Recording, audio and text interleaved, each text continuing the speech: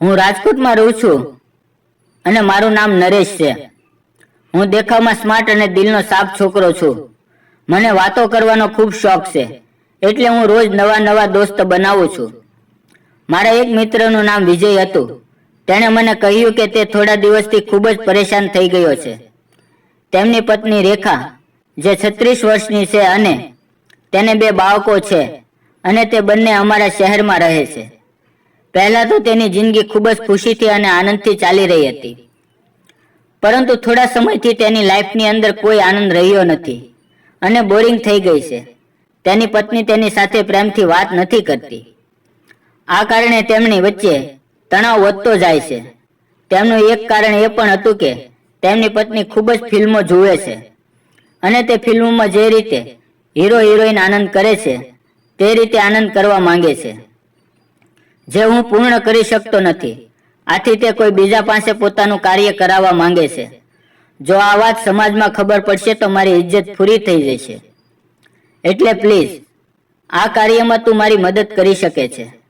તું મારી પત્નીની સાથે તેના પ્રોબ્લેમનું સોલ્યુશન કર અને એક વખત તેમને આભના તારા દેખાડી દે, જેથી તે ફરી વખત એવું કરવાનું વિચારી પણ ન શકે.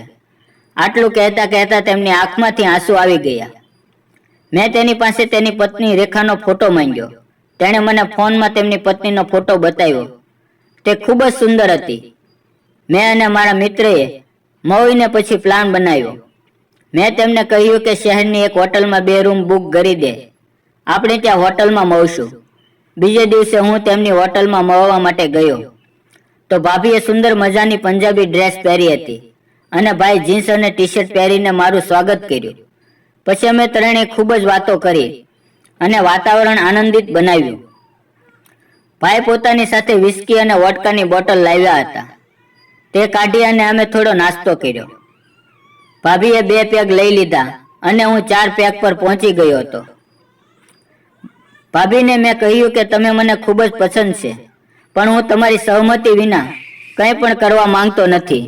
તો ભાભીએ પોતાના પતિ સામે જોયું, એટલે તે બોલ્યા કે તમે બંને વાતો કરો, હું બાજુના રૂમમાં આરામ કરવા જાઉં છું. આટલું કહી તે ઊભો થઈ ગયા અને બાજુના રૂમમાં જવા લાગ્યા. જતા જતા કહેતા ગયા કે કોઈને આપણા આ કામની ખબર ના પડે. તો ભાભી કહેવા લાગ્યા કે મારા પતિની સમાજમાં ખૂબ જ આબરૂ છે, તમારે તેનું ધ્યાન રાખવું પડશે. કામ પત્યા પછી આપણે એક અજાણ વ્યક્તિ છીએ, એટલે જ મેં તમારું નામ પૂછ્યું નથી. મારો મતલબ ફક્ત તમે જ છો. ભાઈના ગયા પછી હું ભાભીના વખાણ કરવા લાગ્યો તો તે ખૂબ જ ખુશ થઈ ગયા અને મારી નજીક આવીને બેસી ગયા અને ખૂબ જ ઝંખનાથી મારી આંખોમાં જોવા લાગ્યા. અમે એકબીજાની આંખોમાં ખોવાઈ ગયા. તેણે મારા આખા હોઠને ખેંચી લીધા. મેં મારા હાથથી તેને સ્નેહ અને આનંદ આપવાનું શરૂ કર્યું. તેનો ગરમ સ્વાદ મને અલગ પ્રકારનો નશો આપી રહ્યો હતો. થોડા સમય પછી એ સમજી ગયા કે હવે શું કરવાનું છે. તે ઊભા થઈ ગયા અને કુર્તું હટાવી દીધું. ભાભીની સુંદરતા જોઈને મારા શરીરની અંદર પણ તણાવ આવવા લાગ્યો. આટલી ઉંમરે આટલું સુંદર શરીર કોઈનું ના હોઈ શકે.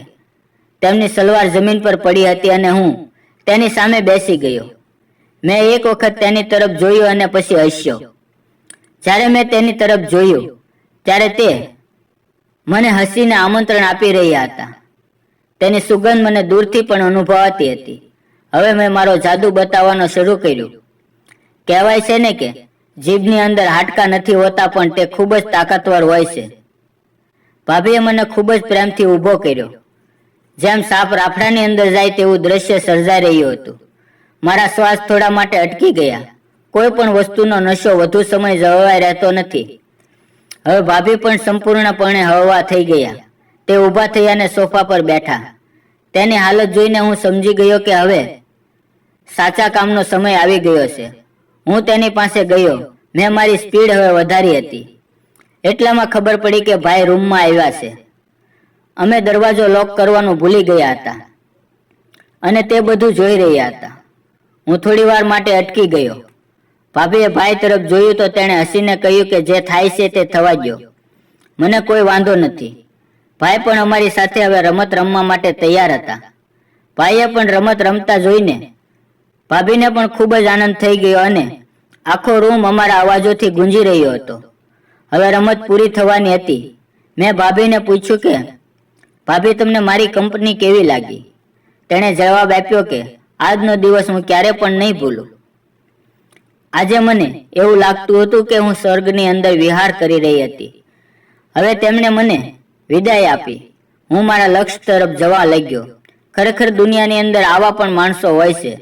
તેને શું કરવું તેની તો ખબર નથી, પણ બીજાને ખબર પડવા દેતા નથી. મિત્રો, વિડીયો પસંદ આવ્યો હોય તો વિડીયોને લાઈક અને ચેનલને સબસ્ક્રાઇબ જરૂર કરજો. ફરી મળશું એક નવા વિડીયોમાં. ત્યાં સુધી આવજો. વિડીયો પૂરો જોવા બદલ તમારો ખૂબ ખૂબ ધન્યવાદ. આવજો.